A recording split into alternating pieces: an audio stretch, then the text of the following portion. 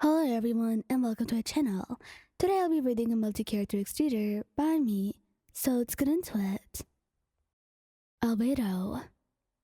Albedo was not usually very handsy with you, but sometimes he was just in the mood and wanted a quick thing to feel you without anybody noticing just how desperate he was. And so it occurred. The two of you were shopping, trying to buy things that would be helpful for you in your new mission, which even Alberto did not tell you much about, but you were quite curious, so decided to help anyway. And at the checkout, Alberto kept staring at you as you paid the man the money, and his hand felt like it was moving on its own as it wrapped around your thigh, squeezing it. You squeaked loudly, and embarrassingly, everybody turned around to look at you. You blushed, and he quickly acted like nothing even happened at all, leaving you and going out of the store. You could only follow him with a blushed face, and you were kind of speechless, not knowing what to say. But you were definitely going to have a talk with him about this later. It was very embarrassing, you see. But maybe you wouldn't mind if he did it more at home. Yeah, it wasn't actually that bad. Venti. Venti was such a tease it was annoying. He was a menace to society. And even though you had no shame and would do it in front of everyone, he respected your boundaries and did not want to do anything that would violate them. And the stitch, he did it in a public place without anyone else seeing, just to tease you. He loved seeing you all embarrassed, but he didn't want to risk anyone actually seeing. The two of you were passing through an alleyway when he stopped you, telling you that there was something wrong with your jacket. And after you stood, he turned behind you, which was already confusing. Then you found a hand wrapping around your thigh, squeezing, and you blushed brightly. Venti, what the hell? I don't think that's my jacket. He laughed. Yeah, it isn't. Sorry, love.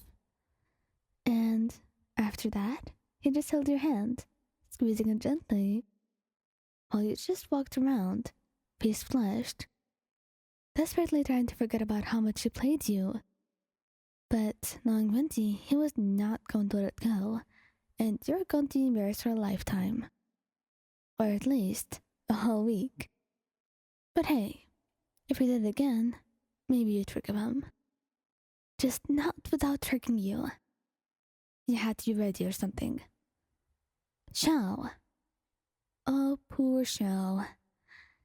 Xiao actually read about stuff that would make your heart go fast, or run quickly, or whatever they called it.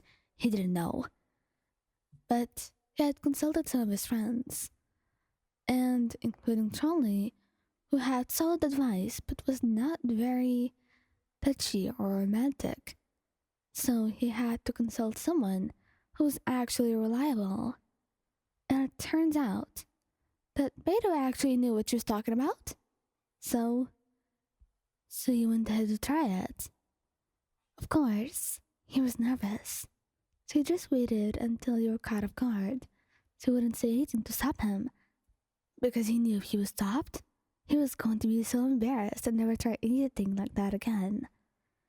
So, you were just trying to pick a book from a shelf, and all of a sudden, his hand wrapped around your thigh, squeezing gently as not to hurt you.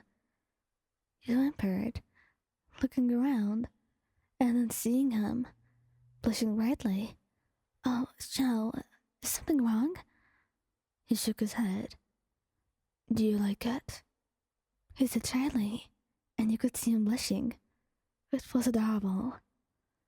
He nodded, kissing his cheeks. Yeah, I do. And you know what I like more? He tilted his head. I like you, you idiot. You're adorable. He was sulky a bit because you called him an idiot. But, hey, at least you liked him. He liked hearing praise from you. Scaramouche. Scaramouche was a nightmare to be around, especially when you had other people with you. So, how did you actually deal with him with others? Well, you didn't. There was no way you could.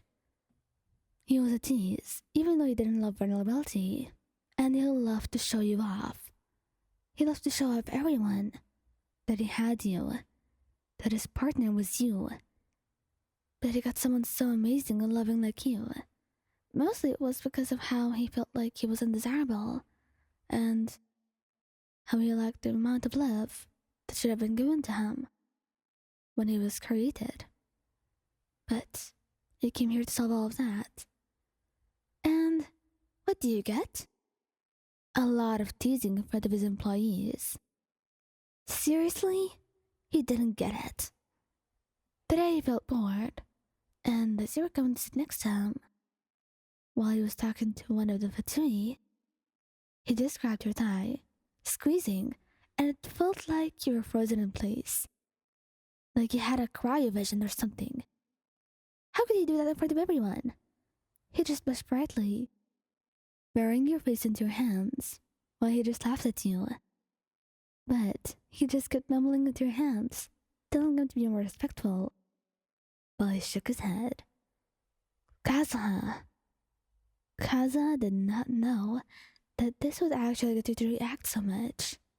It was funny though, and just as Xiao was advised by Beidou, Kazuha was also advised by Beidou. She does give a lot of advice on everything, and she's always right somehow. The two of you were together on a picnic, and what's the reason not to make things spicier? You were completely focused on the clouds and the atmosphere. They didn't know or notice Kazuha's hand sneaking towards you, snaking its way around your thigh, and slowly squeezing. That's when it drew your attention, as you let out a surprised squeak, turning back to look at him with a blushing face. Kazuha, what the hell? He laughed, seeing your face and kissing you. You look adorable like that. I should make you flustered more. And with his dull voice whispering that down your ear. Who are you to say no?